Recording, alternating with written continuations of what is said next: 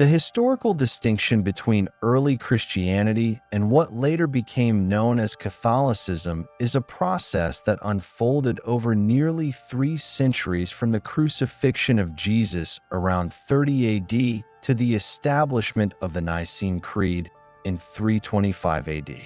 Early Christianity was not a single, codified institution, but a decentralized network of communities emerging within the context of first-century Judaism. Catholicism, by contrast, developed gradually as a hierarchical, doctrinally unified institution, culminating in the early 4th century with recognized episcopal authority and imperial support. Understanding this evolution requires a careful examination of the historical record, including epistolary evidence, early church writings, Roman administrative records, and council documents, while explicitly avoiding myth or retrospective interpretation. Christianity originated in the region of Judea during the Roman occupation. After the crucifixion of Jesus around 30 to 33 AD, his followers identified him as the Messiah, yet they remained fully observant of Jewish law, participating in temple worship, observing the Torah, and adhering to the festivals and ritual practices recorded in contemporary sources, including the Gospels and Pauline epistles. Early followers were led by apostles such as Peter, James, and John, whose authority was recognized locally in Jerusalem and among surrounding Jewish communities. The Acts of the Apostles, along with the letters of Paul, constitute the earliest documented evidence of these communities. There was no formalized clergy or hierarchical structure beyond the leadership of these local figures. Presbyteral or diaconal roles developed later in response to practical community needs. From the outset, early Christianity was a movement with localized authority and communal organization. Communities were small, often numbering in the dozens to a few hundred members, primarily concentrated in urban centers of Judea, such as Jerusalem, and later in Hellenistic cities across the eastern Mediterranean. These communities relied on shared meals, prayer gatherings, and the circulation of letters to maintain cohesion. Paul's epistles, written between approximately 50 and 60 AD, addressed doctrinal, ethical, and organizational questions in communities dispersed across Asia Minor, Macedonia, and Greece. These letters demonstrate that early Christian practice was diverse, with variations in ritual observance, theological emphasis, and leadership structure. For example, 1 Corinthians addresses issues of worship order and communal behavior, while Romans elaborates on theological arguments regarding law and faith. The evidence indicates that early Christianity was fundamentally pluralistic in practice and organization, unified primarily by adherence to the memory of Jesus and the testimony of the apostles rather than a centralized institutional authority. The spread of Christianity beyond Judea introduced additional variables. By the mid-1st century, missions to Gentile populations, primarily under Paul, created communities that were culturally and religiously distinct from their Jewish counterparts. These communities often did not observe the full requirements of Jewish law, leading to debates over circumcision, dietary observance, and the applicability of temple practices. The Jerusalem Council around 49 AD, documented in Acts 15, represents the earliest recorded attempt to address these disputes through collective deliberation of apostolic leadership. The Council's decision to allow Gentiles to join the Christian movement without full adherence to Jewish law illustrates the adaptive and decentralized nature of early Christianity. No permanent hierarchical enforcement followed. Local communities maintained autonomy in interpreting and implementing decisions. Throughout the first century, there is clear evidence of decentralized leadership evolving gradually in response to practical needs. Communities appointed presbyters, elders, and deacons to administer charity, manage gatherings, and provide guidance. These roles are documented in Pauline letters, such as Philippians 1 verse 1 and 1 Timothy 3 verses 1 to 13, with instructions concerning conduct, duties, and qualifications. Nevertheless, authority remained local and context-specific, lacking overarching oversight. Written and oral traditions were the principal vehicles for doctrinal transmission. Gospel compositions began appearing in this period, with Mark likely written around 65 to 70 AD, Matthew and Luke around 80 to 90 AD, and John around 90 to 100 AD. These texts reflect regional concerns and theological emphases rather than a unified, standardized canon. Early Christian identity was shaped by adherence to the teachings of Jesus and the apostolic testimony, not by institutional structures or codified dogma. The transition from early Christianity to what historians classify as Catholicism did not occur at a single moment, but emerged through incremental developments between the late 1st and early 4th centuries.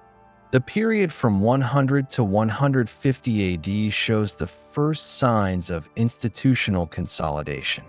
Local bishops began to assume singular leadership within individual communities, exercising oversight over presbyters and deacons. Ignatius of Antioch, writing between approximately 110 and 115 AD during his journey to Rome, repeatedly emphasizes the concept of the Catholic Church, meaning a unified, universal body of believers under episcopal guidance. These letters represent the earliest extant usage of the term in its institutional sense and illustrate a conscious effort to articulate organizational cohesion across geographically dispersed Christian communities. The writings demonstrate that by the early 2nd century, the structural differentiation from 1st century decentralized Christianity was underway. By the mid-2nd century, the movement confronted internal doctrinal challenges from competing interpretations, including Gnosticism, Marcionism, and other heterodox positions. These divergences prompted bishops to defend apostolic tradition, asserting doctrinal authority and continuity. Irenaeus of Lyons, writing around 180 AD, systematically argued for apostolic succession, emphasizing that legitimate teaching derived from bishops tracing authority back to the apostles. This defense of hierarchical oversight and doctrinal uniformity marks a further distinction between emerging Catholicism and its earlier, pluralistic antecedent. Communities increasingly recognize the need for centralized authority to preserve uniform practice and teaching across regions, reflecting a deliberate structural evolution rather than spontaneous divergence. The influence of the Bishop of Rome grew steadily between 200 and 250 AD, documented in correspondence and synodal records addressing disputes from other communities. Roman bishops such as Callistus I and later Stephen I adjudicated matters of discipline and orthodoxy, establishing precedents for centralized authority. Liturgical standardization also began in this period, as churches sought uniformity in ritual practices, including the celebration of the Eucharist. While local variations persisted, alignment with Roman practice signaled a historical turning point in differentiating Catholicism from earlier decentralized Christianity. Persecutions under Roman authorities, particularly the Decian persecution of 250 AD and the Diocletian persecution from 303 to 311 AD, exerted additional pressure on Christian communities to consolidate leadership and enforce orthodoxy. These events, recorded in imperial edicts and contemporary Christian letters, created practical imperatives for unified governance, particularly regarding the status of lapsed Christians and the validity of sacraments administered under duress. Bishops increasingly assumed responsibility for adjudicating these matters, further solidifying hierarchical authority and centralizing organizational structures. The final phase in this historical development occurred between 313 and 325 AD, following the Edict of Milan, which legalized Christianity within the Roman Empire. The Council of Nicaea in 325 AD, convened by Emperor Constantine, codified a unified doctrinal standard through the Nicene Creed and confirmed episcopal authority across the empire. This formal recognition of hierarchical and doctrinal structures marks the culmination of the process by which a decentralized, diverse first-century movement transformed into the institutional Catholic Church. By this point, the historical record shows a clear, documentable distinction between the early Christian communities of the first century and the organized, creed-based, universally recognized Catholic institution of the early 4th century.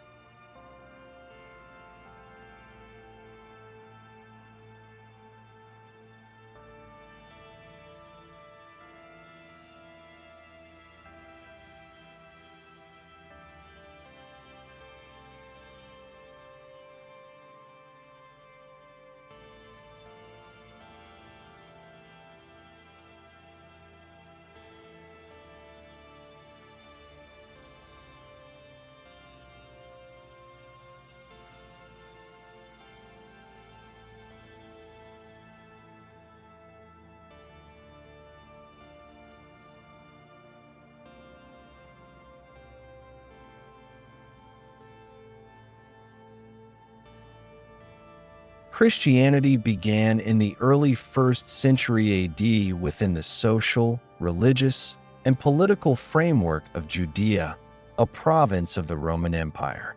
The period between 30 and 33 AD marks the immediate aftermath of the crucifixion of Jesus of Nazareth, which is the pivotal event recorded in both Christian letters and Roman administrative accounts. At this time, his followers were fully Jewish, observing the Mosaic Law, participating in temple worship, and engaging in communal activities consistent with Second Temple Judaism. The earliest Christian communities did not exist as a separate institution. They were instead movements within Judaism centered on the claim that Jesus was the Messiah, a figure whose life, teachings, and crucifixion were documented in multiple contemporaneous accounts, including the Synoptic Gospels and early letters.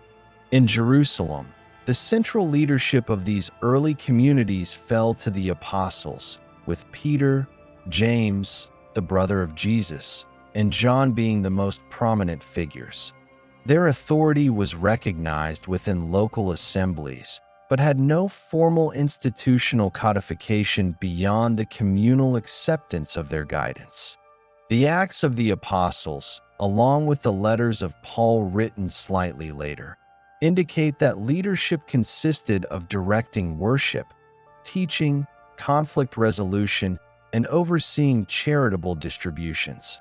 The historical record shows that at this stage roles such as presbyters or deacons had not yet been formalized. Though rudimentary organizational structures existed to support communal life, particularly in the distribution of food to widows and care for the poor, early Christian gatherings primarily took place in homes, a practice consistent with both the socio-political limitations under Roman rule and Jewish cultural norms.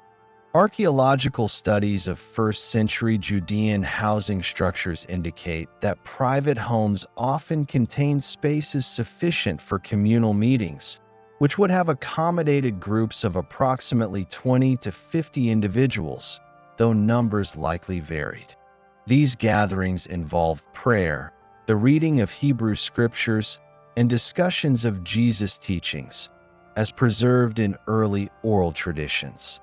The letters of Paul, particularly Galatians and 1 Corinthians, reflect that communities maintained cohesion through shared observance of ritual practices, including baptism and communal meals, which would later evolve into the Eucharist, although in this period they were informal and locally adapted.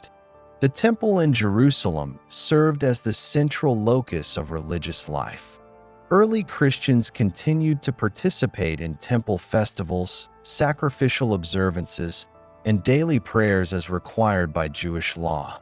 Contemporary Roman sources, including Josephus' Antiquities of the Jews, document the ongoing operation of the temple, the priesthood, and the Sanhedrin, the governing council that oversaw legal, ritual, and social matters within Judea.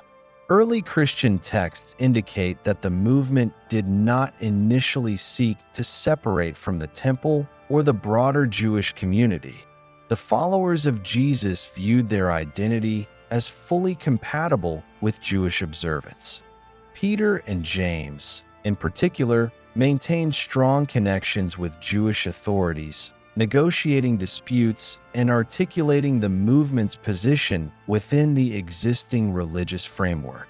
The historical record indicates that tensions between early Christians and other Jewish groups were primarily localized and situational rather than systemic. The crucifixion of Jesus in 30 to 33 AD, ordered by the Roman prefect Pontius Pilate according to Roman administrative practice, marked the central moment of controversy. Roman records, such as those referenced by Tacitus and Josephus, confirm the existence of Jesus as a historical figure executed during Pilate's governance. The crucifixion did not immediately produce a separate religious institution.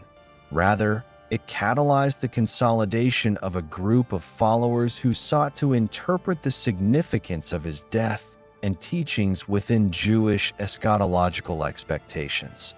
These followers, initially concentrated in Jerusalem, adhered to Jewish liturgical cycles, including Passover, Pentecost, and other festival observances, which served to reinforce communal identity and continuity with traditional practice.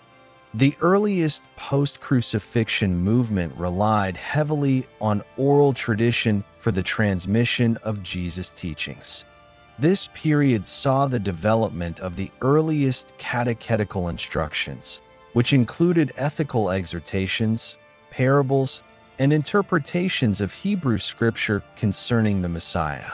Letters from this period, although written slightly later, such as Paul's epistles to the Galatians, approximately 50 AD, preserve indications of these early teachings and communal regulations. The content emphasizes adherence to Jewish law, communal support, and the maintenance of ritual purity, reflecting the continued integration of early Christians into the broader Jewish religious matrix. Pilgrimages to the temple and participation in its sacrificial system remained central. The Acts of the Apostles records instances of early Christians attending the temple for prayers and offerings, demonstrating the continuity of practice with the Jewish community. Archaeological and textual evidence suggests that these gatherings would have occurred in the court of the women or other accessible areas of the temple precincts, allowing the early followers to observe the liturgical calendar while also engaging in group instruction and discussion concerning the life and teachings of Jesus. The period also saw the emergence of early patterns of communal support, which later became formalized as charitable and administrative offices. Even without formal titles, certain members were recognized for managing almsgiving and the distribution of resources. Acts 6 verses 1 to 6 describes the appointment of 7 men to oversee these functions, a practice that foreshadows the later establishment of deacons and presbyters, but, at this stage, remained informal and locally sanctioned by community consensus. This illustrates that early Christian organization was functional, responding to practical needs rather than doctrinal codification or hierarchical enforcement. Geographically, the earliest Christian presence remained largely within Jerusalem, with some outreach to surrounding Judean towns such as Bethany, Bethphage, and Jericho. The movement was concentrated within Jewish populations, and there is no historical evidence of formal expansion to Gentile populations during 30 to 33 AD. The socio-political context of Roman Judea, including taxation, local governance, and the oversight of the Sanhedrin, constrained the ability of these early communities to organize beyond local neighborhoods, reinforcing the decentralized and informal nature of their gatherings. Documentation from this period, including letters and later Gospels, reflects continuity in worship, ritual, and ethical instruction. The earliest Christians observed Jewish dietary laws, including kashrut restrictions, and maintained Sabbath observance, indicating that the movement was fully embedded within Jewish legal and cultural structures.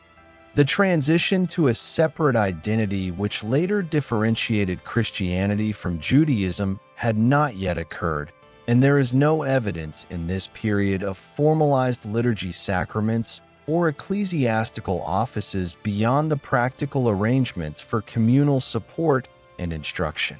The death of Jesus generated a theological and social impetus for the development of communal cohesion, but it did not create a hierarchical or doctrinally codified structure. Leadership remained local and relational, reliant on recognized figures with first-hand experience of Jesus' teachings.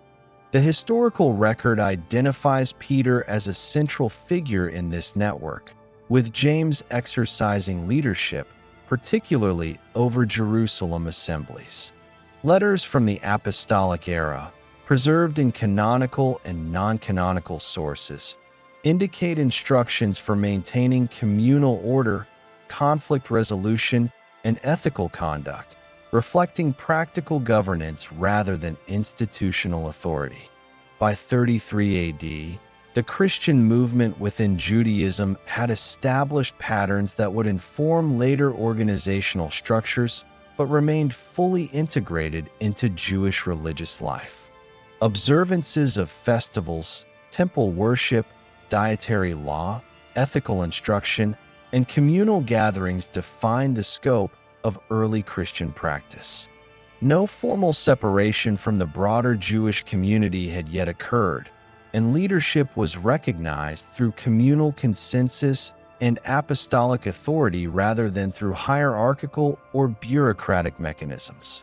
The period between 33 and 50 AD marks the initial phase of internal divergence within the early Christian movement. as it expanded from its Jerusalem base into broader Jewish and Gentile communities across the Eastern Mediterranean. Following the crucifixion of Jesus around 30 to 33 AD, the apostles, including Peter, John, and James, continued to oversee the Jerusalem community. The movement remained fully Jewish in practice, but missionary efforts by Paul, initially known as Saul of Tarsus, introduced Christianity to non-Jewish populations, creating the first documented theological, ritual, and cultural differences that would eventually contribute to the differentiation between early Christianity and the later institutional Catholic Church.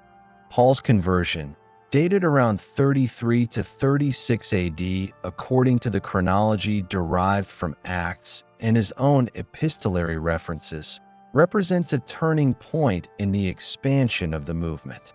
As a Hellenized Jew with Roman citizenship, Paul undertook extensive missionary journeys throughout the Eastern Mediterranean, including regions of Syria, Cilicia, Asia Minor, Macedonia, and Achaia, documented in Acts 13 to 21 and corroborated by his letters to the Galatians, Corinthians, and Romans. These journeys established Christian communities among Gentile populations, many of whom were not previously adherents of Judaism. The resulting demographic shift produced practical and theological questions regarding the observance of Jewish law, circumcision, dietary regulations, and participation in temple worship.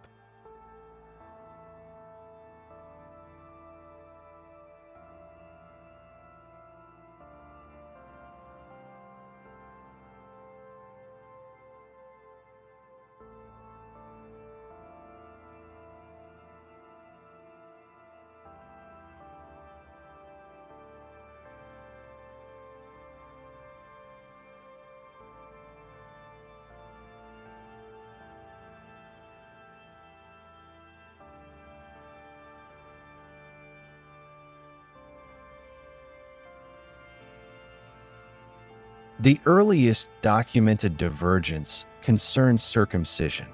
Jewish Christians maintained adherence to the Mosaic covenant, requiring male converts to undergo circumcision as a sign of inclusion within the covenantal community.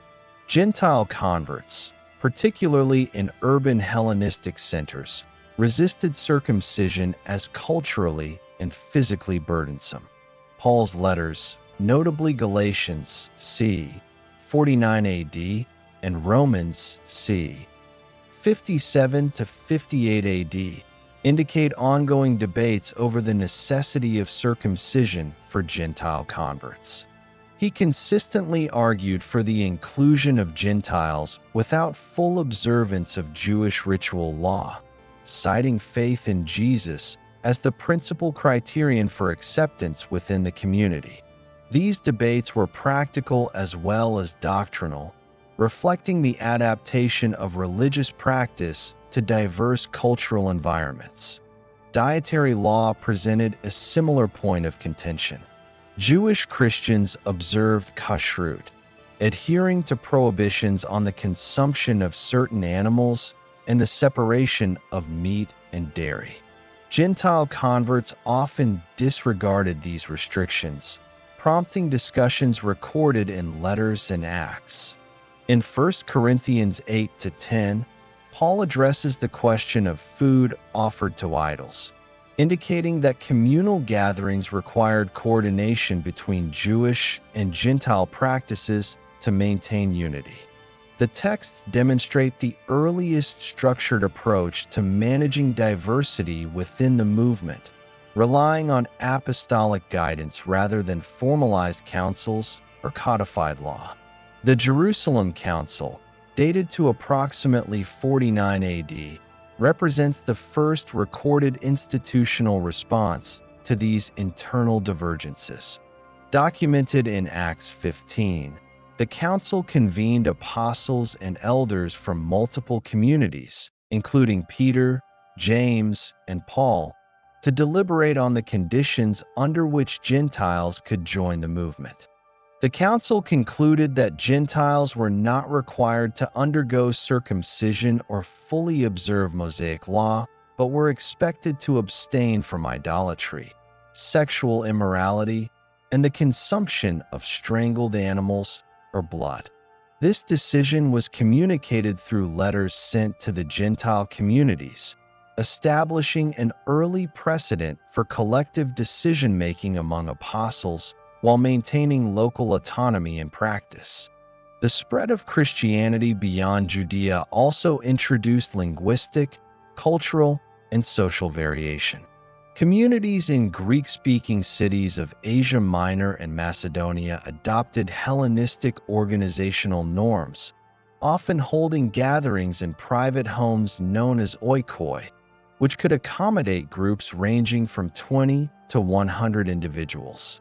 In these locations, the apostolic message was transmitted in Greek, in contrast to the Hebrew and Aramaic contexts of Jerusalem, producing variations in interpretation and emphasis. Letters from Paul to these communities, such as 1 Thessalonians c. 50 AD, demonstrate attention to local conditions, ethical instruction, and organizational guidance, illustrating that early Christianity adapted structurally and doctrinally to its environment while remaining connected through shared teachings and correspondence. The movement's expansion also prompted the development of local leadership roles. While apostles provided overarching guidance, presbyters, elders, and deacons emerged in specific communities to oversee teaching, ritual practice, and material support.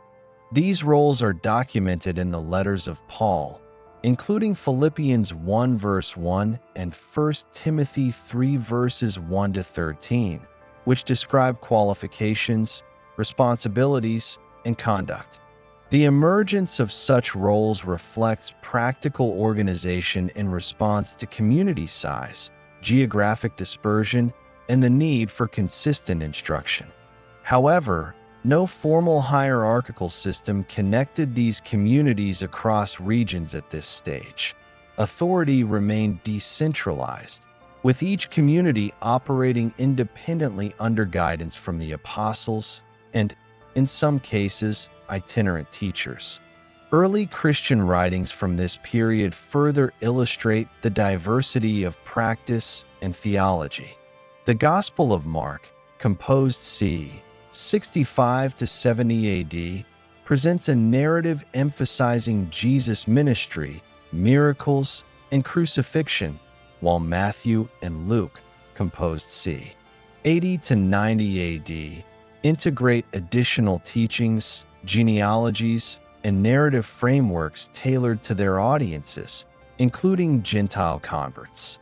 These variations reflect the adaptive nature of early Christian instruction, which accommodated different cultural and religious contexts without formalized doctrinal enforcement. John's Gospel, c. 90 to 100 AD, presents a distinct theological perspective emphasizing the logos and Christological identity, illustrating the breadth of interpretation present even within the first century. The historical record indicates that these divergences were primarily addressed through correspondence, itinerant apostles, and, in the case of the Jerusalem Council, collective deliberation. Roman administrative records, while sparse regarding internal Christian organization, confirm the movement's expansion into urban centers of the empire, including Corinth, Ephesus, and Antioch, and its presence among both Jewish and Gentile populations. Archaeological evidence, including inscriptions and household structures, corroborates the existence of small, organized gatherings and the practical implementation of ritual observances in domestic spaces. These data points demonstrate the logistical and cultural adaptation required as Christianity moved beyond its initial Jewish context. The consequences of these early divergences are evident in the development of communal identity. Gentile Christians were integrated into the movement without full adherence to Jewish law, producing early distinctions in practice that would later influence hierarchical and doctrinal codification in Catholicism. Jewish Christians maintained temple worship and adherence to the Mosaic covenant, while Gentile communities developed parallel structures emphasizing faith and ethical conduct as primary markers of inclusion. The letters of Paul document both cooperation and tension between these groups, illustrating that early Christian identity was negotiated in real time through correspondence, personal visitation, and collective decision-making. From a structural perspective, this period marks the first documented movement toward a differentiated and adaptable form of Christianity. The need to reconcile Jewish and Gentile practices necessitated procedures for communication, conflict resolution, and doctrinal clarification. The Jerusalem Council exemplifies the earliest recorded mechanism for such governance, demonstrating both the authority of apostles and the principle of consensus within the movement. This process laid the groundwork for later developments in ecclesiastical hierarchy, doctrinal codification, and institutional authority that would characterize Catholicism in subsequent centuries. It is also during this period that early Christian communities began documenting their teachings more formally, leading to the composition of letters and proto-gospels. While oral tradition remained dominant, written texts allowed communities separated by hundreds of kilometers to maintain a degree of theological and ethical consistency. This correspondence, preserved in letters such as 1 Corinthians, Galatians, and Thessalonians, constitutes the earliest documentary evidence of systematic attempts to address internal diversity while maintaining unity in faith and practice. By the close of this period, around 50 AD, early Christianity had established a presence across Judea, Syria, Asia Minor, and Greece, encompassing both Jewish and Gentile communities. The movement had moved beyond its original centralized base in Jerusalem, demonstrating the first clear instances of internal divergence in theology, ritual practice, and organizational structure. These differences, while minor relative to later hierarchical codification, represent the historical beginnings of the structural and doctrinal distinctions that would later define Catholicism. Authority remained localized, with apostles providing oversight through personal travel and written correspondence, while communities maintained operational independence and cultural adaptation. The period between 50 and 100 AD represents the final phase of early Christianity as a decentralized, community-driven movement before the emergence of formalized hierarchical structures that would later characterize Catholicism.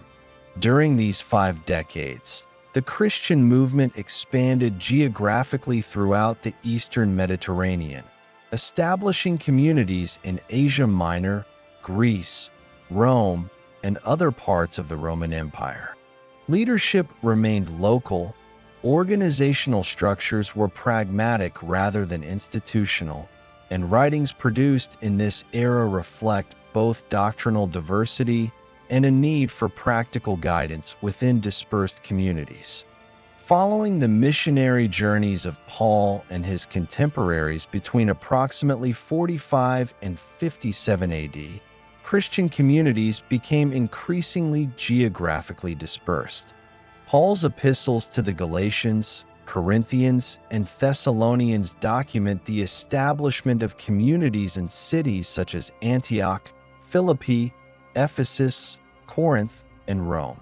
These letters indicate that leadership within each community was exercised by a combination of apostles, presbyters, elders, and deacons, with specific responsibilities for teaching, worship, and resource distribution. For instance, in 1 Corinthians 12 and 1 Corinthians 14, Paul addresses the organization of gatherings, roles of individuals, and management of gifts within the community, demonstrating practical leadership without overarching hierarchical authority. Similarly, Philippians 1 verse 1 references bishops and deacons, indicating that some level of administrative structure had developed locally to ensure order in communal affairs. The expansion of Christianity beyond Judea required adaptation to diverse cultural, linguistic, and social environments. Greek became the primary language for communication and writing in Hellenistic regions, as evidenced by the original composition of most of Paul's letters and the Synoptic Gospels. Urban centers such as Ephesus, Corinth, and Rome contained populations with varying degrees of exposure to Jewish practices, which meant that Christian communities had to reconcile differences in ritual observance. One notable feature of this period is the diversity of theological emphasis across communities. The letters of Paul reflect specific issues unique to particular communities, ranging from disputes over ethical conduct in Corinth, 1 Corinthians 5-6, to questions of circumcision and adherence to Jewish law in Galatia, Galatians 5-6. These differences highlight that early Christianity lacked a uniform doctrinal standard, relying instead on correspondence and personal oversight from itinerant apostles to maintain cohesion. Gospel writings, such as Mark, c. 65-70 AD, Matthew and Luke, c. 80-90 AD, and John, c. 90-100 AD, further demonstrate regional differences in narrative emphasis, Christological interpretation, and moral instruction, reflecting the adaptive, decentralized nature of early Christian teaching. Local leadership also extended to practical administration of community resources and charitable activity. Acts 6 verses 1-6 documents the appointment of 7 men to oversee the distribution of food to widows in Jerusalem, a model that appears replicated in other communities according to evidence from Paul's letters.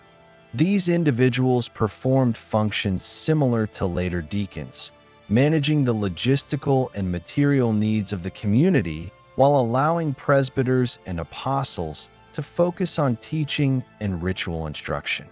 While these structures were necessary for the functioning of communities, they remained pragmatic and locally bounded rather than institutionalized across regions.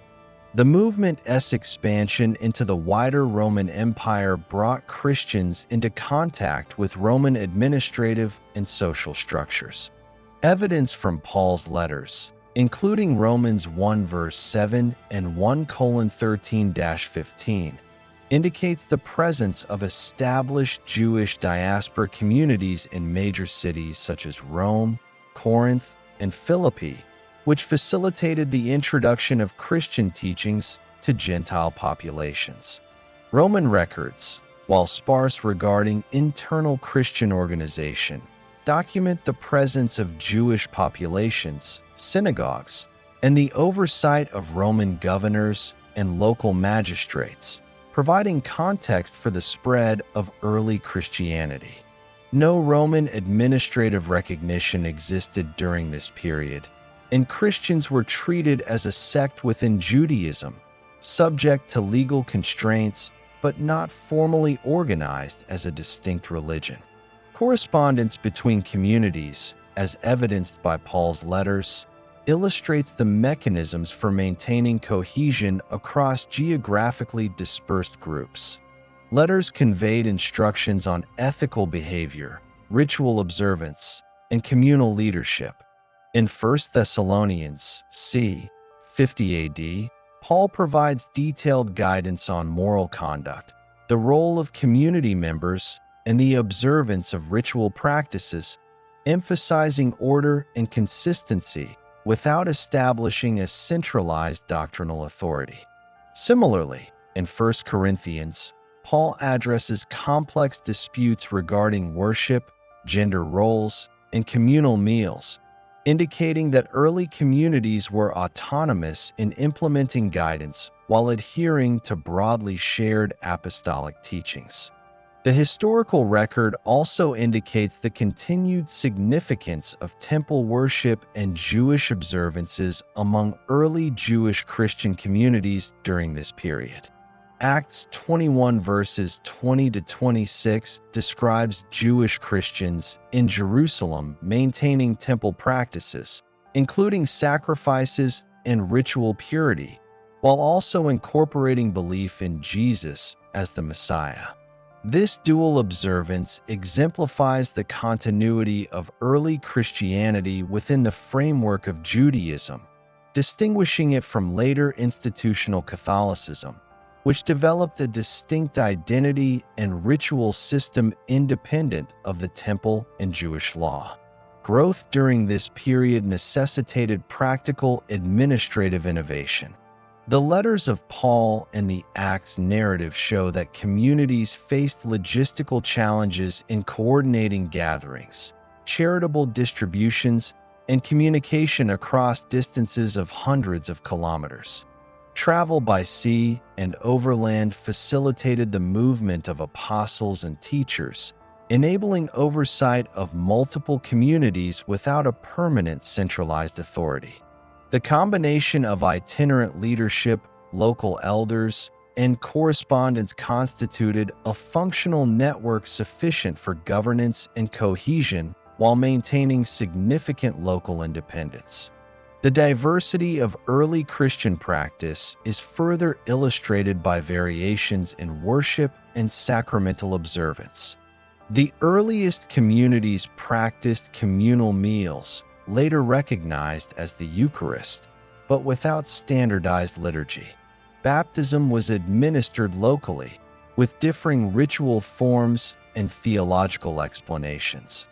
The letters of Paul provide evidence of both diversity and emerging norms, as in Romans 6 verses 3 to 5 and 1 Corinthians 11 verses 23 to 26, which describe baptism and communal meals in terms consistent with local adaptation. Variations across regions underscore the decentralized character of early Christianity during this period, contrasting sharply with the standardized sacraments and liturgy of later Catholicism.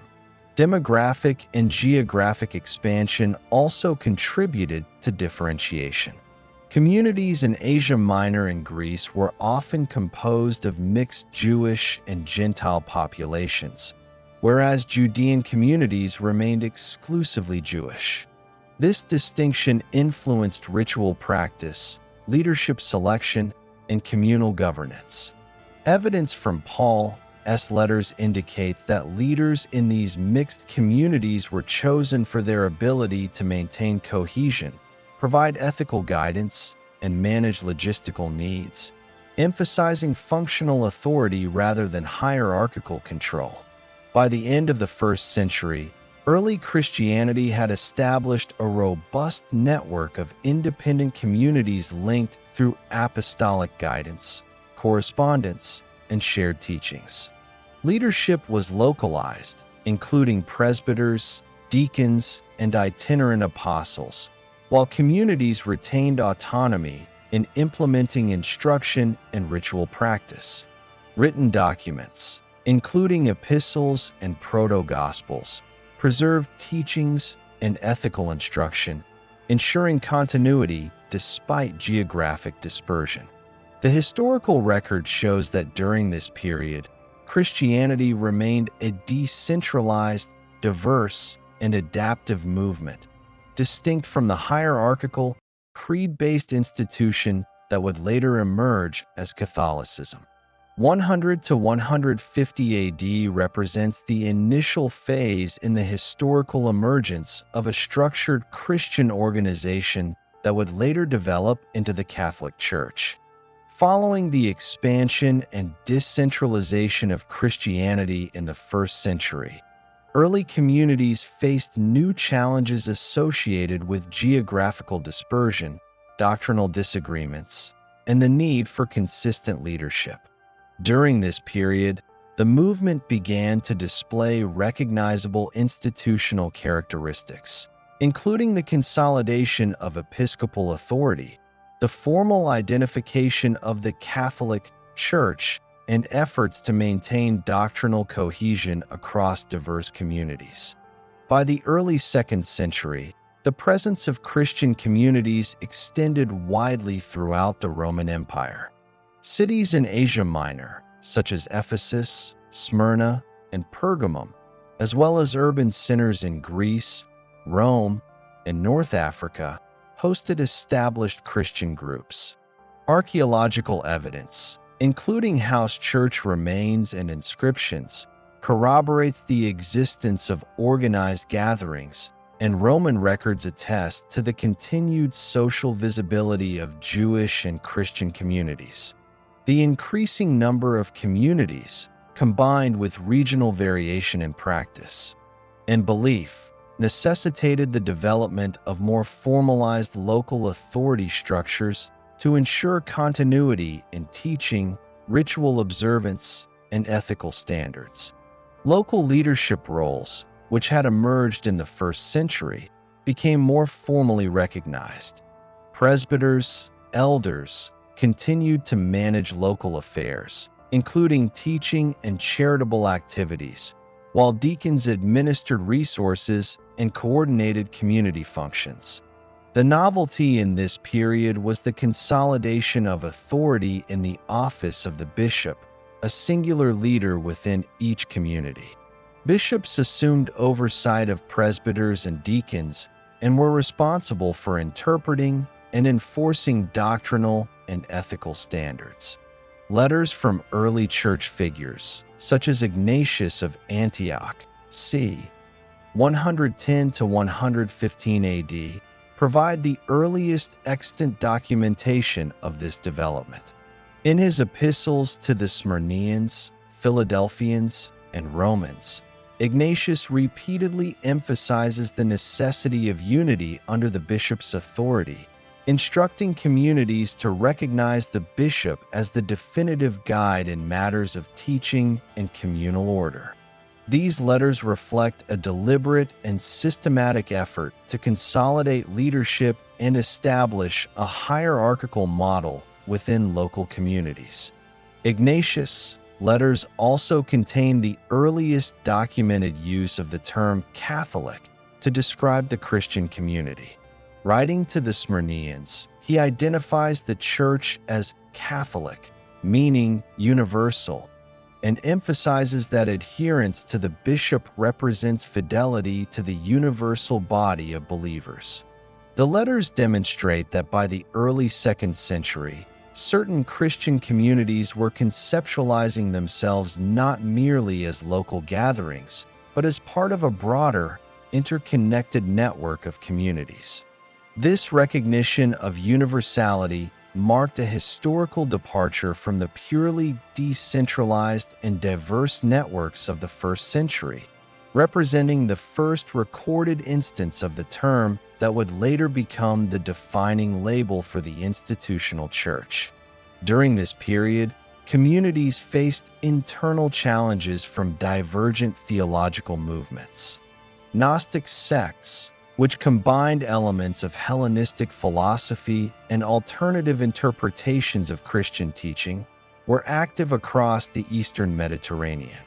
Marcionism, emerging around 140 AD under Marcion of Sinope, proposed a rejection of the Hebrew Scriptures and posited a dualistic distinction between the God of the Old Testament and the God revealed in Jesus.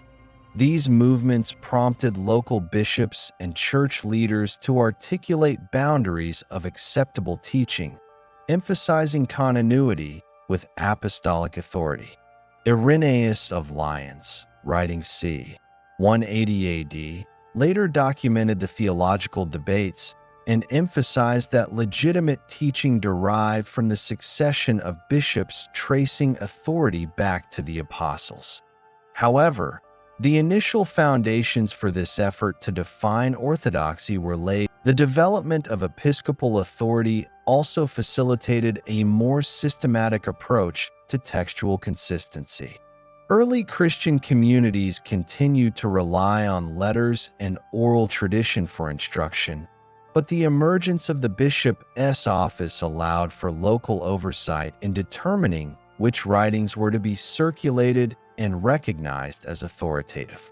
By the early 2nd century, the circulation of letters from apostles and the growing corpus of Gospels provided a basis for shared teaching, while local bishops ensured adherence to these texts and the maintenance of communal norms. Evidence from Ignatius' letters underscores the role of the bishop in preserving doctrinal unity, instructing communities to follow the bishop's guidance in interpreting teachings and overseeing worship practices. The period also shows the initial formation of a proto-canonical collection of texts. While no definitive New Testament canon existed during this time, the widespread use of certain letters of Paul and the emerging Gospels indicates that communities were beginning to recognize particular texts as authoritative. The letters of Paul continued to serve as primary references for ethical and doctrinal instruction, and the Gospels were circulated and read publicly in gatherings. The bishop's role in overseeing the reading and interpretation of these texts contributed to the stabilization of teaching across regions and reduced variance in communal practice. Liturgical practice remained diverse, but standardization began to appear. Early Christian worship included communal meals, prayer, baptism, and instruction, with local adaptation according to cultural and social context. Ignatius' letters indicate that the bishop played a central role in presiding over communal gatherings and ensuring that ritual practice conformed to shared norms. This emerging control over liturgical observance contributed to the sense of a unified, ordered community, laying the groundwork for the sacramental and liturgical uniformity that would later define Catholicism. The historical context of this period also included interactions with Roman authorities. While Christians were still legally considered a sect within Judaism, the growing number of communities and the social visibility of Christian gatherings drew attention from local magistrates and provincial administrators.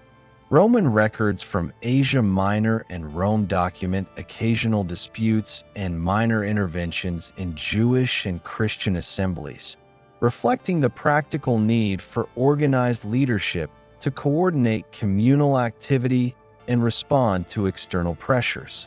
The consolidation of episcopal authority provided communities with a clear point of accountability and a means of managing relations with the broader society, including Roman officials. The expansion of Christianity into urban centers also necessitated administrative coordination. Large cities such as Ephesus, Corinth, and Rome hosted multiple Christian gatherings, sometimes within different neighborhoods or socioeconomic groups. The bishop's authority allowed for consistent oversight across these gatherings, ensuring conformity to shared teaching, the orderly administration of resources, and the maintenance of communal discipline. Presbyters and deacons operated under the bishop's supervision, providing functional management of worship, charity, and instruction. Letters and historical accounts indicate that this organizational framework was practical and responsive, not merely symbolic, representing the earliest form of hierarchical governance within the Christian movement. By the mid-2nd century, Christianity had developed a recognizable model of local authority under the bishop, supported by presbyters and deacons, coordinated through letters, oral instruction, and itinerant oversight. This model reflected the first systematic effort to institutionalize leadership within the Christian movement, distinguishing it from the decentralized networks of the first century.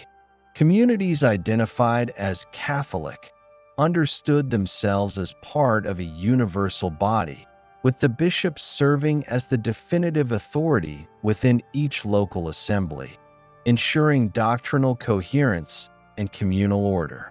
From 150 to 200 AD represents a critical stage in the historical formation of what would become Catholicism, characterized by the increasing definition of orthodoxy in response to internal theological competition and the consolidation of episcopal authority. By the mid-2nd century, Christianity had spread widely across the Roman Empire, encompassing Jewish and Gentile populations in Asia Minor, Greece, North Africa, and Rome. This expansion, combined with the absence of a centralized legal framework or imperial recognition, exposed early Christian communities to competing interpretations of doctrine, necessitating the first systematic articulation of boundaries of legitimate belief and practice. One of the most prominent challenges during this period came from Gnosticism, a movement that combined Hellenistic philosophical concepts with alternative interpretations of Christian teaching. Gnostic groups often emphasized dualistic cosmology, positing a distinction between the material world, created by a lesser deity, and the spiritual realm, associated with the supreme God. Gnostic texts, some preserved in later manuscripts such as the Nag Hammadi codices, reflect these teachings, although by the 2nd century, their circulation was widespread enough to prompt responses from established Christian leaders. Historical evidence indicates that communities under episcopal leadership were required to address these teachings systematically to preserve cohesion and continuity with apostolic instruction. Marcionism, founded by Marcion of Sinope around 140 AD, posed another significant doctrinal challenge. Marcion proposed a radical separation between the God of the Hebrew Scriptures and the God revealed through Jesus, rejecting the Old Testament entirely and developing a distinct canon consisting primarily of an edited version of the Gospel of Luke and 10 Pauline epistles. Historical records, including the writings of Tertullian, c. 200 to 210 AD, document the reaction of early Christian leaders who rejected Marcionite interpretations and sought to reaffirm continuity with Jewish scripture and apostolic teaching. The response involved both theological argumentation and practical measures, such as restricting the circulation of Marcionite texts and affirming the authority of bishops to determine acceptable teachings. In this context, bishops emerged as central figures in defining and enforcing orthodoxy. Ignatius of Antioch, writing c. 110 to 115 AD, had already emphasized episcopal authority within local communities, and by the mid-2nd century, the bishop's role expanded to include explicit oversight of doctrinal conformity. Letters from Polycarp of Smyrna and Clement of Rome, late 1st to early 2nd century, further indicate that bishops exercised authority in maintaining consistency across geographically dispersed communities. By the latter half of the 2nd century, episcopal oversight included verifying the authenticity of teachings, supervising the reading and interpretation of texts, and resolving disputes regarding ritual and ethical practice. The establishment of proto-canonical texts gained particular importance during this period. While no universally recognized New Testament canon existed, evidence from early writings indicates that certain letters and gospels were widely circulated and accepted as authoritative within multiple communities. Irenaeus of Lyons, writing c. 180 AD in Against Heresies, documents that the four Gospels, Matthew, Mark, Luke, and John, were recognized across regions and that apostolic succession validated their authority. Pauline letters were similarly used as authoritative instruction in ethical, doctrinal, and practical matters. Bishops ensured that these texts were read publicly in communities, forming a basis for doctrinal consistency while reducing the influence of competing writings and heterodox teachings. The period also saw the development of early criteria for orthodoxy, emphasizing apostolic succession, continuity of teaching, and communal acceptance. Irenaeus' writings, particularly in chapters 3 to 5 of Against Heresies, systematically document this framework. He identifies bishops as legitimate successors of the apostles, responsible for transmitting authentic teaching and preserving unity within the Church. This framework provided the historical foundation for the later formalization of Catholic episcopal authority and the differentiation of Catholic doctrine from competing interpretations. Liturgical and ritual standardization progressed during this period, though variations remained due to cultural and geographic differences. Communities practiced baptism, communal meals, prayer, and ethical instruction, but the bishop's oversight increasingly ensured uniformity within local assemblies. Ignatius' letters emphasized the bishop's role in presiding over the Eucharist, maintaining the integrity of baptismal practice, and regulating worship gatherings. These developments contributed to a sense of cohesion across communities and a shared identity that transcended local cultural differences. The challenge of internal dissent extended beyond theological disputes to practical governance. Communities required mechanisms for resolving disagreements regarding ritual practice, ethical conduct, and leadership appointments. Evidence from letters and acts indicates that bishops exercised authority to arbitrate conflicts, oversee the appointment of presbyters and deacons, and maintain the integrity of community life. The historical record shows that these administrative functions were crucial for sustaining cohesion, particularly in regions with multiple dispersed assemblies or diverse populations. The Roman imperial context continued to shape the development of early Christian organization. Christians were still legally considered a sect within Judaism, but increased visibility and occasional local conflicts prompted the need for coordinated leadership. Roman records, while limited, document that Christian assemblies in major urban centers occasionally attracted attention from provincial officials. Bishops provided a central point of accountability for communities in these contexts, allowing them to negotiate local challenges and maintain order without direct imperial recognition. The organizational model that emerged during this period reflects a pragmatic response to social, legal, and cultural pressures, further distinguishing Christianity from its decentralized first-century form.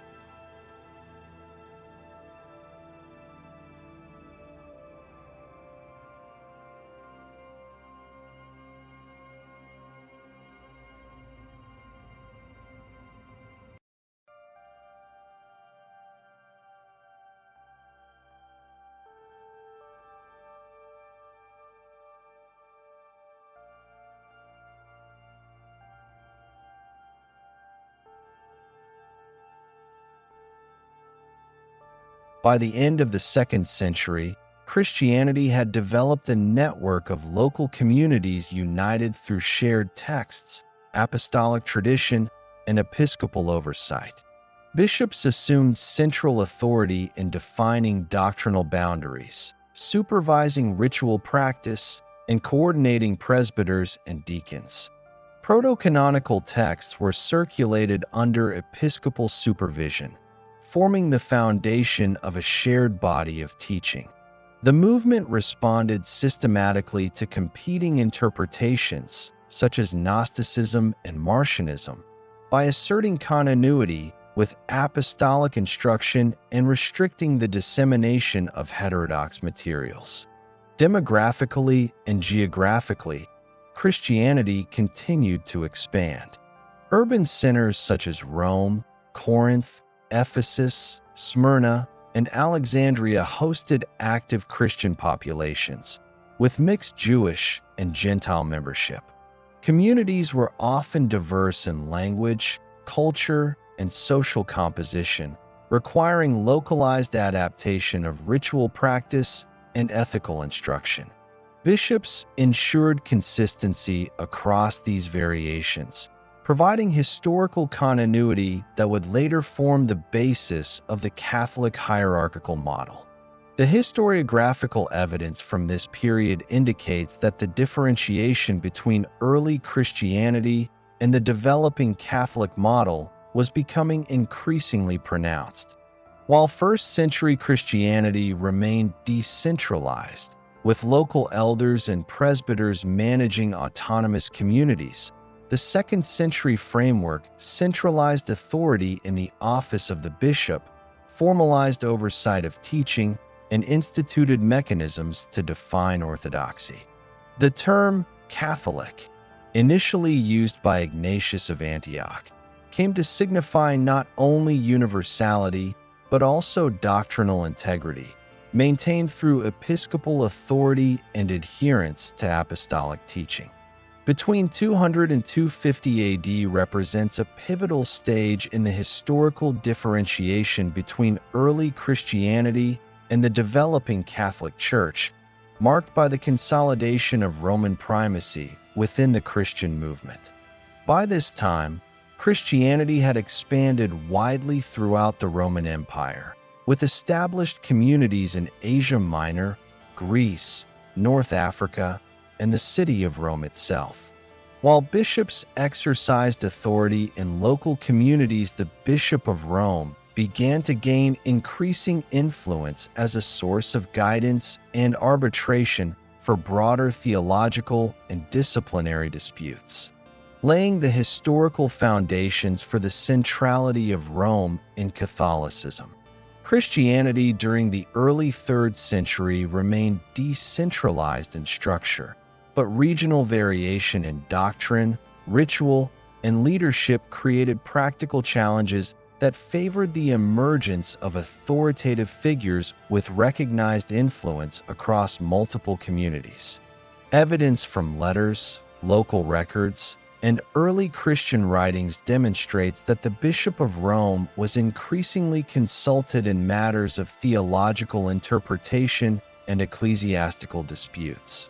Figures such as Bishop Callistus I, c. 217 to 222 AD, and later Stephen I, c. 254 to 257 AD, played documented roles in providing decisions that were respected by Christian communities beyond Rome, marking the initial historical recognition of Roman primacy. Callistus I, who served as Bishop of Rome in the early 3rd century, is historically noted for his administrative oversight of Christian discipline and burial practices. Roman records, including correspondence preserved in later writings by Hippolytus of Rome, c. 235 AD, indicate that Callistus maintained detailed registers of Christian martyrs and implemented procedures for reconciliation of members who had lapsed under persecution. This administrative function established practical precedent for centralized oversight, reinforcing the Bishop of Rome as a point of authoritative guidance. Communities across the empire referred to Roman decisions for clarification on matters ranging from penance to eligibility for communion, illustrating that Rome's influence extended beyond its immediate geographic context.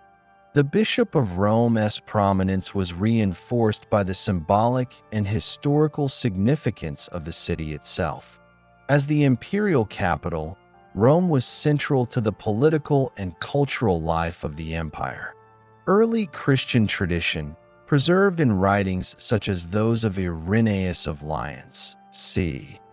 180 AD, and Eusebius of Caesarea, c. 325 AD, emphasized the apostolic foundation of the Roman Church through the historical association with Peter and Paul.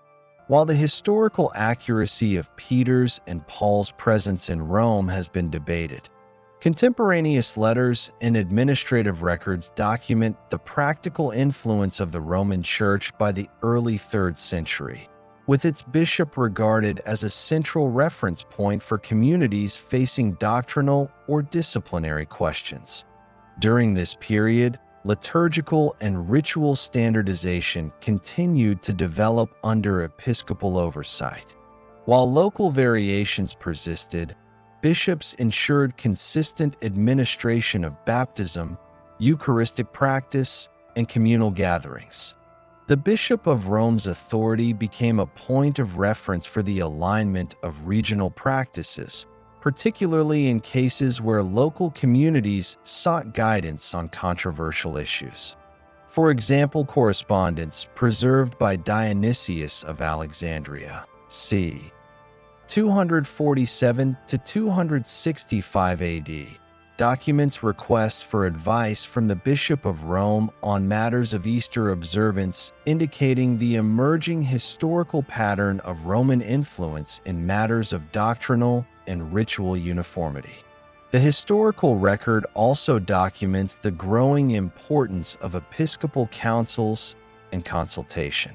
While local synods had existed previously, the Bishop of Rome increasingly played a coordinating role in resolving disputes across regional boundaries. Roman primacy in these consultations was based on both the city's historical significance and the perceived continuity of apostolic authority.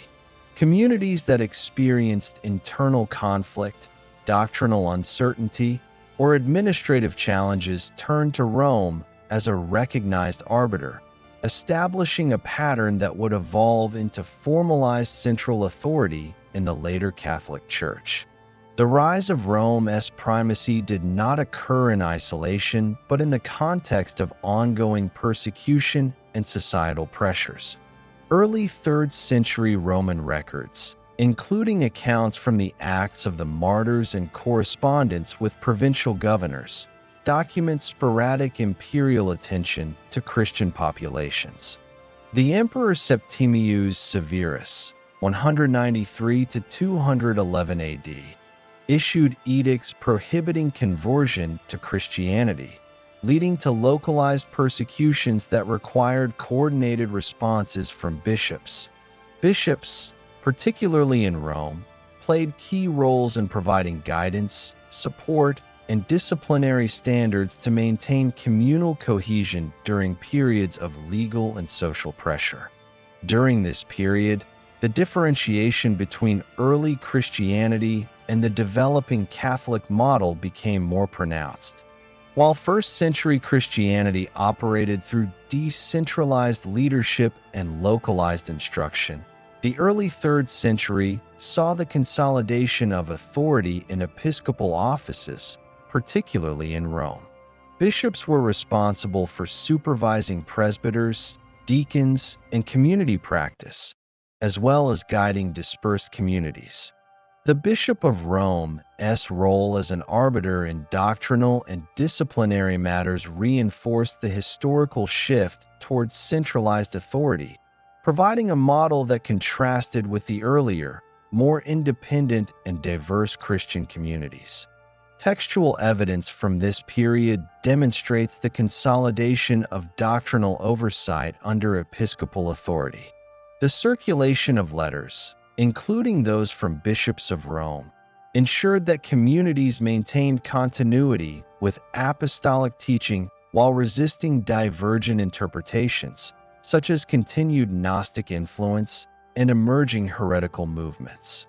Irenaeus of Lyons, in his later writings, documents the acknowledgement of Roman authority by other communities, emphasizing that decisions made in Rome carried weight across the empire. The historical pattern of consultation and respect for Roman episcopal authority established the precedent for centralization in Catholicism.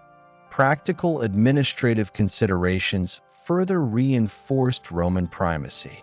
The Roman Church maintained organized registers of members, presided over reconciliations of lapsed Christians, and coordinated responses to regional disputes, providing a level of bureaucratic oversight that was absent in earlier decentralized networks.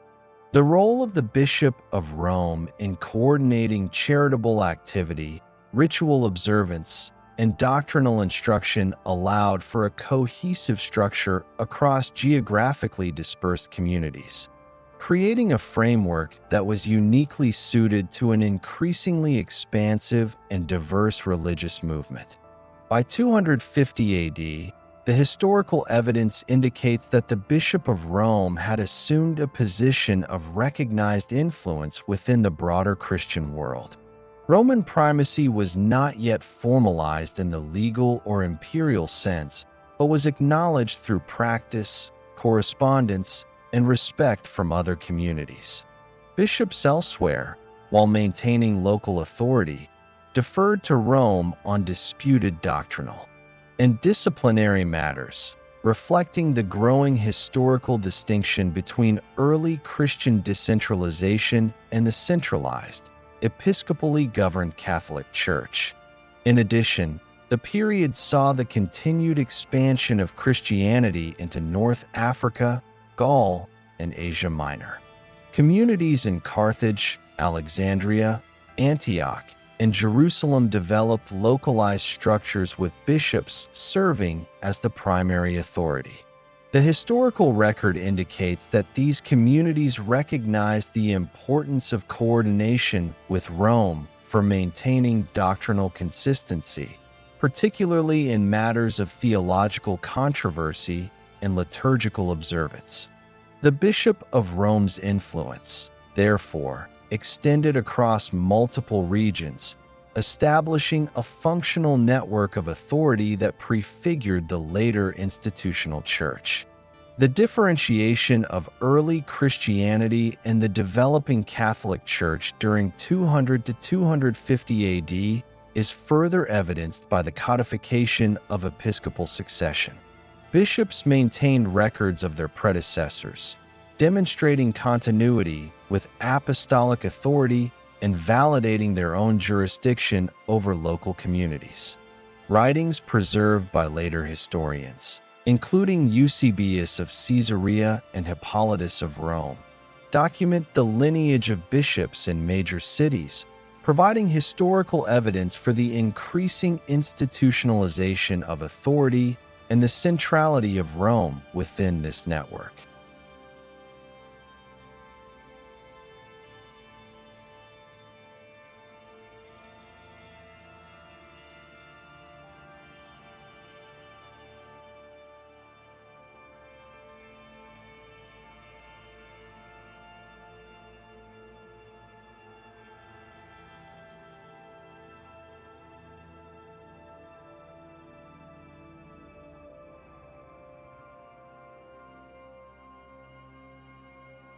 From 250 to 313 AD constitutes a decisive stage in the historical development of Christianity from a decentralized religious movement into a structured institution recognizable as the early Catholic Church. During these decades, the Church faced intermittent and often severe imperial persecution, while simultaneously consolidating leadership, codifying practices, and strengthening episcopal authority. The historical record demonstrates that these pressures directly contributed to the formation of a hierarchical, doctrinally unified, and geographically organized Christian institution, distinguishing it from the diverse, community-driven Christianity of the first and early second centuries. The onset of imperial persecution in 250 AD occurred under Emperor Decius, whose edict mandated that all inhabitants of the Roman Empire perform public sacrifices to the Roman gods and obtain certificates, labelli, confirming compliance. Christians who refused these sacrifices faced imprisonment, confiscation of property, or execution. Historical evidence from contemporary letters, imperial edicts, and later accounts, such as those preserved by Eusebius of Caesarea, c. 325 AD, documents that bishops, presbyters, and deacons were primary targets due to their leadership roles within the communities. The Decian persecution created immediate practical challenges. Communities needed mechanisms to determine the status of members who had lapsed under pressure, the continued instruction of surviving Christians, and the management of property and ritual practice amid widespread disruption. The response to the Decian edict illustrates the emergence of structured ecclesiastical authority. Bishops assumed responsibility for adjudicating cases of lapsed Christians, known as the lapsi. Records preserved in letters, such as those from Cyprian of Carthage, c. 248 to 258 AD, though written slightly later, indicate that episcopal oversight was the primary historical mechanism for determining reintegration into the community. Bishops convened local assemblies, consulted with presbyters and deacons, and established procedures for penance, readmission, and sacramental participation. These procedures, documented in correspondence and later canonical records, demonstrate the institutionalization of authority, codifying the bishop's role as the final arbiter in disciplinary matters, a significant distinction from the decentralized authority of early first-century Christianity. Following Decius, the persecution intensified under Emperor Valerian, 253 to 260 AD, and culminated in the Diocletian persecution beginning in 303 AD. The Diocletian edicts ordered the destruction of Christian scriptures, demolition of church buildings, and execution of clergy who refused to renounce their faith. Archaeological evidence, including inscriptions and ruins of early Christian meeting places, corroborates these historical accounts. Roman administrative records, including provincial reports, confirm that persecution was widespread in urban centers such as Rome, Antioch, Alexandria, Carthage, and Nicomedia. The pressures of these persecutions necessitated a consistent leadership structure capable of sustaining community cohesion, protecting members, and preserving theological instruction and ritual practice under extreme external stress. During this period, the institutional consolidation of Christianity was also reflected in the coordination of episcopal networks across regions. Bishops communicated regularly, exchanging letters regarding disciplinary cases, theological disputes, and strategies for community survival. Evidence from correspondence between bishops in Africa, Asia Minor, and Rome indicates a pattern of consultation and deference to established episcopal authority, particularly the Bishop of Rome, in matters of doctrinal controversy.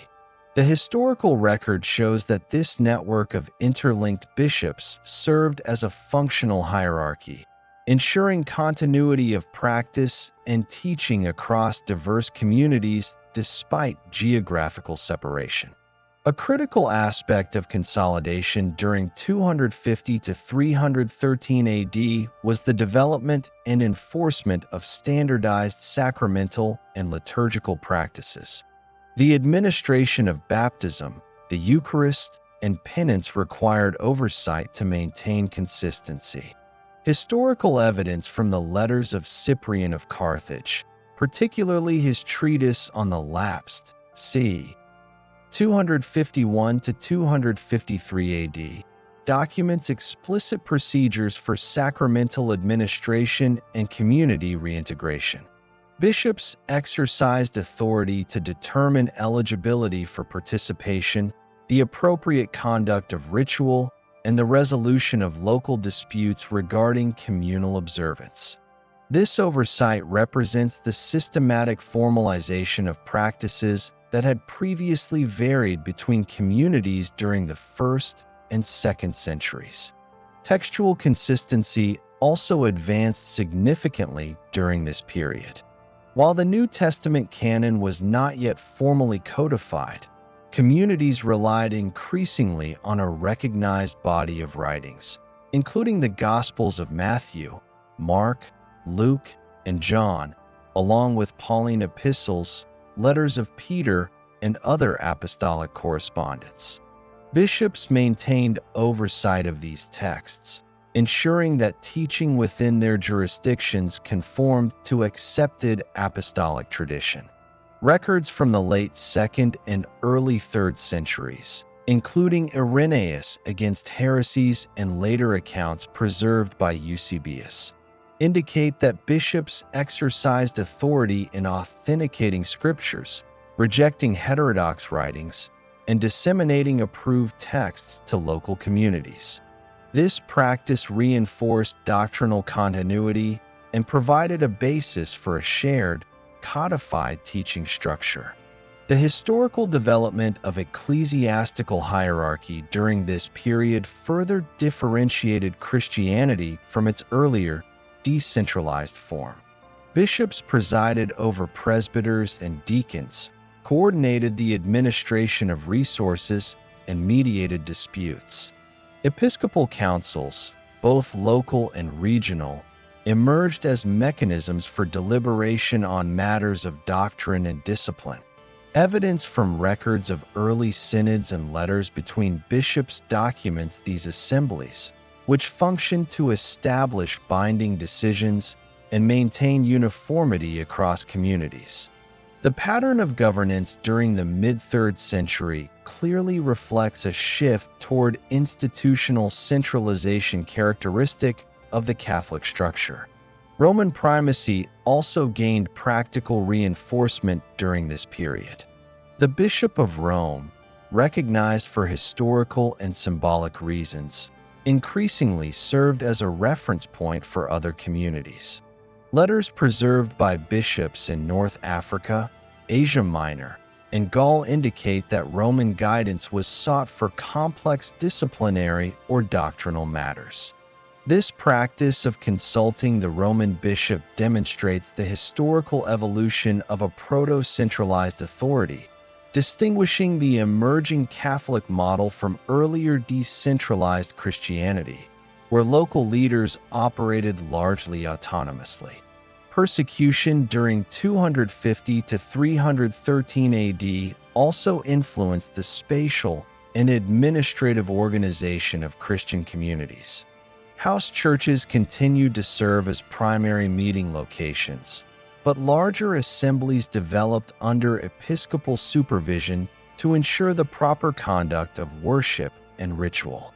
Archaeological evidence, including inscriptions and structural remains, documents the coordinated construction of Christian burial sites, meeting halls, and places for ritual gatherings, reflecting the organizational capacity of bishops to maintain community integrity in urban and rural contexts. Coordination extended to financial and charitable functions, including the distribution of aid to widows, orphans, and members affected by persecution, further demonstrating the practical capabilities of episcopal oversight. By the end of the Diocletian persecution, Christianity had emerged as a more cohesive and institutionally organized movement than it had been in previous centuries. Bishops exercised authority over sacramental administration, doctrinal teaching, and disciplinary procedures. Communication networks linked regional bishops, facilitating consultation, dispute resolution, and coordination in response to external threats. Liturgical practice and textual instruction were increasingly standardized, with bishops enforcing continuity across geographically dispersed communities. The historical record indicates that these developments represent the consolidation of ecclesiastical structure, governance, and doctrinal unity, establishing the foundations for the Catholic Church as a hierarchical institution. The conclusion of this period was marked by the Edict of Milan in 313 AD, issued jointly by Emperors Constantine I and Licinius. The edict legalized Christianity, granting religious tolerance across the Roman Empire. Historical documents, including imperial rescripts and contemporary accounts preserved by Lactantius and Eusebius, confirm that Christian communities were permitted to reclaim property, assemble openly, and practice their religion without legal sanction. By this point, Christianity possessed a clear hierarchical framework, institutional procedures for governance, and mechanisms for doctrinal enforcement. Bishops were recognized as authoritative leaders, and the network of episcopal oversight, particularly the acknowledged influence of the Bishop of Rome, provided cohesion and continuity across regions. These structural developments laid the final historical foundation for Catholicism as a centralized, creed-based, and universally organized institution.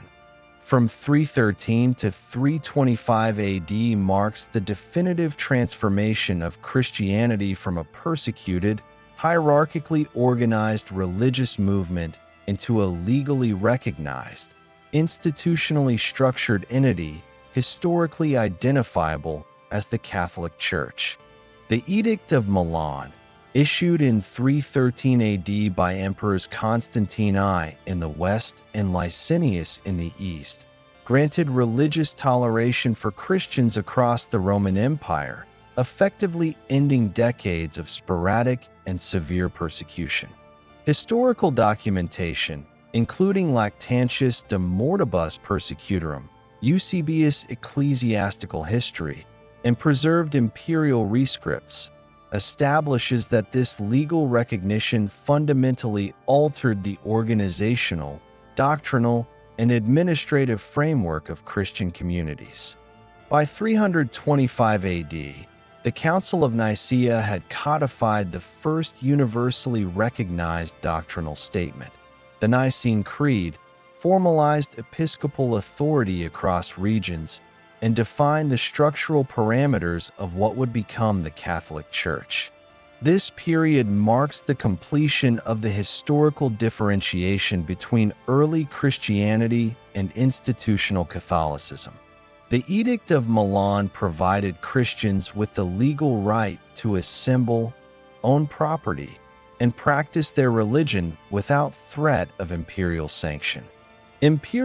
Local bishops, who had exercised authority during persecution, now operated in a context where legal recognition strengthened their capacity to administer communities, enforce disciplinary procedures, and oversee the collection and dissemination of texts.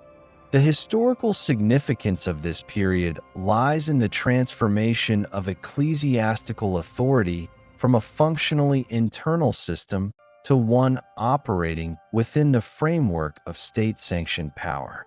The period also saw the consolidation of episcopal authority into a cohesive hierarchical network across the Roman Empire.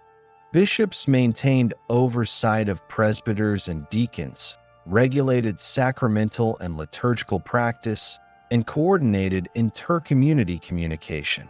Historical correspondence, including letters preserved from bishops in Rome, Alexandria, Antioch, and Carthage, indicates that consultation among bishops was regular and that the Bishop of Rome, along with the bishops of other prominent sees, served as a reference point for resolving doctrinal and disciplinary questions.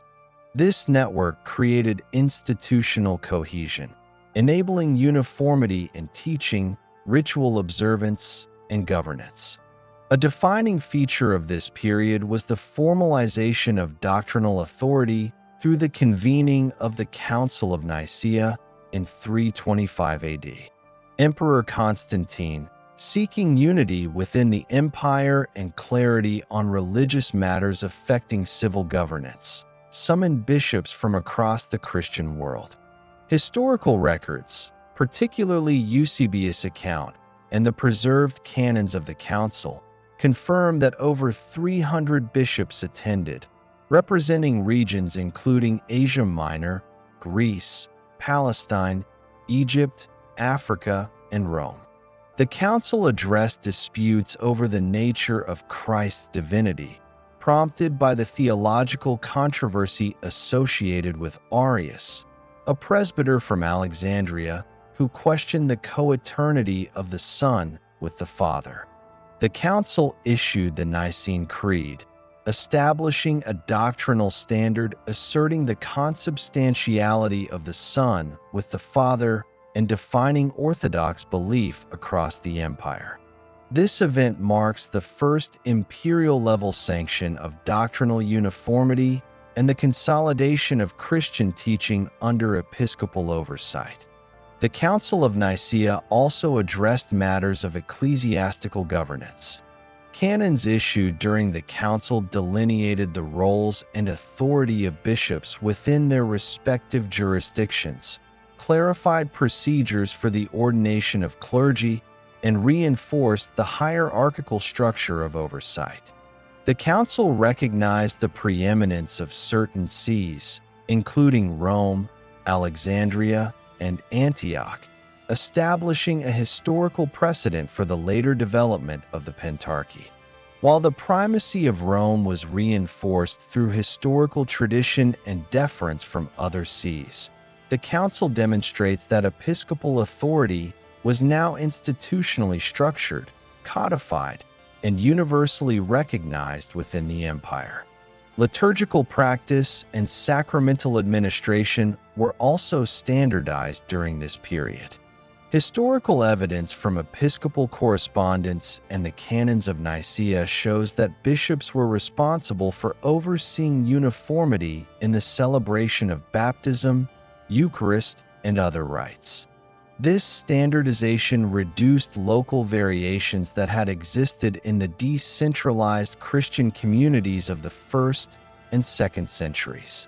Bishops maintained procedural consistency, coordinated the observance of feast days, and regulated ethical and ritual conduct. These developments reflect the practical institutionalization of Catholic norms, establishing administrative procedures for governance and oversight across the empire. The historical role of Rome during 313 to 325 AD is particularly significant. The Bishop of Rome, traditionally associated with the apostolic foundations of Peter and Paul, gained enhanced authority through recognition by other communities and consultation during doctrinal disputes. Letters preserved from African and Eastern bishops indicate that decisions made by the Roman bishop were respected and frequently referenced in matters of discipline and teaching. Rome's prominence during this period establishes the historical basis for the centrality of the papal office in the institutional Catholic Church. The codification of texts and the development of an authoritative scripture also advanced during this period. While the New Testament canon was not definitively closed, bishops exercised oversight in the recognition of Gospels, epistles, and other apostolic writings. The widespread acceptance of the four Gospels, Matthew, Mark, Luke, and John, and the Pauline letters, corroborated by citations in episcopal letters and the proceedings of synods, reflects the establishment of a shared doctrinal foundation. Bishops ensured that communities adhered to these texts, reinforcing uniform teaching and reducing the influence of regional or heterodox writings, such as those associated with Gnosticism or Marcionism. Administrative consolidation extended to property, finance, and charitable activity. Bishops supervised the allocation of resources to maintain communal support structures, including care for widows, orphans, and the poor. Legal recognition under the Edict of Milan allowed bishops to operate openly in managing these functions, integrating ecclesiastical authority with practical governance. The historical record indicates that such coordination was critical for sustaining cohesion within an increasingly diverse and geographically dispersed Christian population. By 325 AD, the institutional framework of Christianity had achieved several key historical characteristics. The episcopal hierarchy was firmly established, with Rome recognized as a central reference point and other major sees integrated into a coordinated network. Doctrinal uniformity was codified through the Nicene Creed, providing a unified standard for teaching across the empire. Liturgical practice and sacramental administration were standardized, and bishops exercised consistent oversight of clergy and communities. Textual authority was centralized, with bishops regulating the circulation and interpretation of recognized writings. These features collectively represent the historical emergence of the Catholic Church as a centralized, creed-based, universally organized institution. The differentiation between early Christianity and Catholicism is clear in this period. First-century Christianity had operated as decentralized communities with local elders, presbyters, and informal authority structures.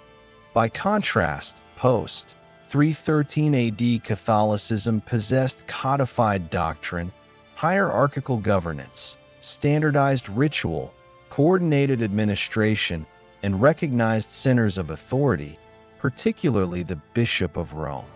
The historical record demonstrates that these developments were driven by practical necessity, response to persecution, administrative coordination, doctrinal disputes, and reinforced by imperial recognition, resulting in a structurally and doctrinally unified church distinct from its earlier, decentralized origins. The institutional consolidation of 313 to 325 AD set the stage for subsequent developments in Catholic structure, including the later councils of Constantinople, Ephesus, and Chalcedon, which further refined doctrinal orthodoxy, episcopal authority, and organizational governance. However, the historical foundation of these developments is rooted in the Edict of Milan, the coordination of bishops across the empire, and the Council of Nicaea. The period confirms the transformation of Christianity into a legally recognized, hierarchical, doctrinally unified entity capable of exercising authority and maintaining cohesion across the entire Roman Empire.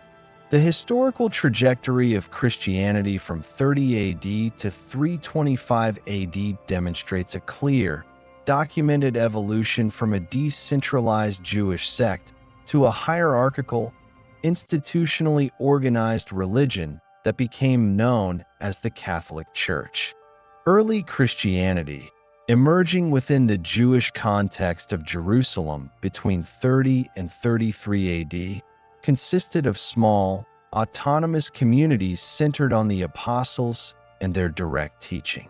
These communities observed Jewish law, engaged in temple worship, and lacked formalized clerical hierarchy beyond the guidance of apostles and elders. The earliest Christian writings, including letters of Paul, provide evidence of this decentralized, regionally variable structure, highlighting diversity in theological emphasis, ritual practice, and organizational arrangements. Between 33 and 50 AD, the inclusion of Gentile converts and the missionary activities of figures such as Paul accelerated the movement's spread beyond Judea into Greek and Roman territories. The historical record, particularly Acts 15, documents debates at the Jerusalem Council concerning circumcision, dietary law, and the application of Jewish practice to Gentile converts. These debates mark the first recorded divergence from Judaism, indicating the emergence of autonomous Christian communities operating under locally determined leadership. The period demonstrates that early Christianity functioned as a network of independent communities with no centralized authority, relying on apostolic letters and local elders for guidance. From 50 to 100 AD, the proliferation of letters, gospels, and epistolary instruction illustrates the diversity of early Christian thought and practice. The composition of the Synoptic Gospels, the Gospel of John, and Pauline epistles reflects regional variations in theology, ritual focus, and ethical instruction. Leadership structures remained localized, with presbyters and deacons managing community affairs. There was no overarching doctrinal authority, and the movement maintained a decentralized, pluralistic character. These historical details indicate that Christianity at this stage retained its identity as a fluid, decentralized movement within a broader Jewish and Greco-Roman milieu. The development of structured authority began between 100 and 150 AD with the emergence of bishops as singular leaders in local communities. Historical records from Ignatius of Antioch, c. 110 to 115 AD, emphasize the importance of episcopal oversight, introducing the term Catholic to denote universality and doctrinal unity under centralized leadership. By the mid-2nd century, internal theological challenges from movements such as Gnosticism and Marcionism necessitated the establishment of authoritative oversight. Irenaeus of Lyons, c. 180 AD, documents the defense of apostolic succession, codification of authoritative texts, and the role of bishops in enforcing doctrinal continuity. These developments constitute the earliest historical foundation of Catholic organizational and doctrinal identity. The rise of Roman primacy between 200 and 250 AD represents a critical stage in differentiation. Bishops in major urban centers increasingly deferred to the Bishop of Rome on matters of doctrine and disciplinary questions. Historical evidence, including letters and preserved administrative records, confirms that the Bishop of Rome assumed a recognized central role, coordinating practices and adjudicating disputes across regional Christian communities. Persecution under emperors Decius, Valerian, and later Diocletian intensified the need for authoritative leadership. Bishops assumed responsibility for administering penance, guiding the lapsed, and supervising ritual practice, establishing procedures for governance that reflected centralized oversight.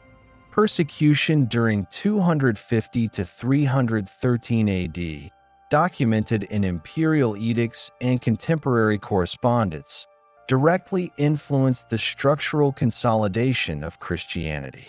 Bishops exercised authority over sacramental administration, doctrinal instruction, and community discipline. Networks of episcopal consultation and coordination were maintained across regions, ensuring continuity of practice and teaching. Legal recognition under the Edict of Milan in 313 AD further strengthened the Church's organizational capacity, enabling bishops to operate openly in administrative, ritual, and charitable functions. These developments illustrate that the Catholic Church of the early 4th century had a defined hierarchical structure, centralized authority, and institutional cohesion absent in earlier Christianity.